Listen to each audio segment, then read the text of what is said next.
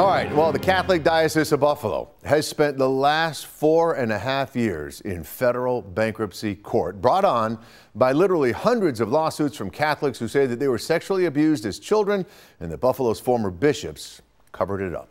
Well, tonight, 2 on Your Side Investigates is taking a closer look into the secret abuse files of the diocese, which could soon be publicly released for the first time. Here is investigative reporter Sean Mickey with part 4 of our series, Faith and Follow. Survivors are going to get crumbs that fall from the table, and that's not justice to me, Sean.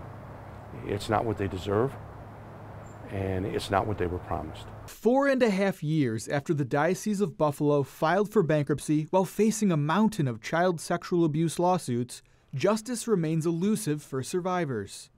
The survivors, it's the victims that are being re-victimized again by how long this is taking and the added stress level to survivors who have been carrying stress and have been locked in an emotional prison for decades. While bankruptcy litigation continues in federal court, the diocese says it's a new era of transparency and accountability. Since I arrived here, I'm about accountability and transparency.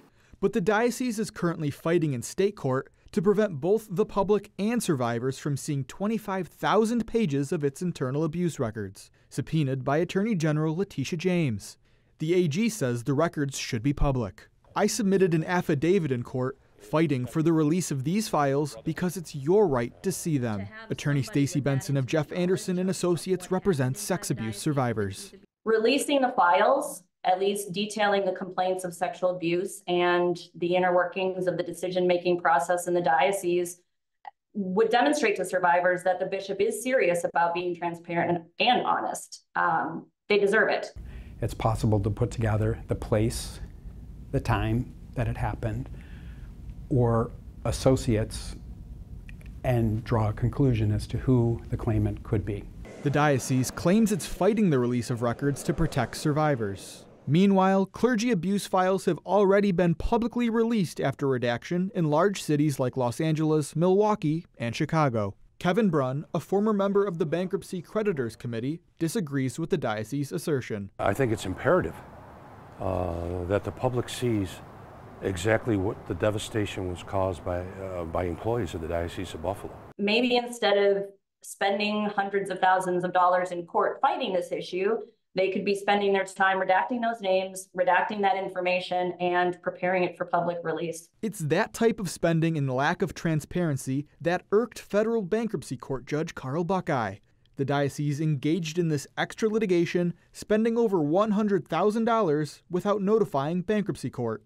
Counsel may wish to challenge the merits of those arguments, but we see no benefit to the estate from efforts to silence the consideration of an opposing point of view, wrote Buckeye of the diocese's efforts to stop the local media from obtaining the records. He subsequently ordered compensation for the diocese attorneys be reduced by over $100,000. Bishop Michael Fisher declined to discuss this with me in an interview, instead sending me a document with bullet points that reads in part, "The files at issue have been shared with both the Office of Attorney General and in bankruptcy proceedings. Thus, they are not secret files and have been provided to those that have the need to see them. However, survivors themselves tell me that they have been denied access to these files. It's why survivors like Brunn continue to speak out against the diocese."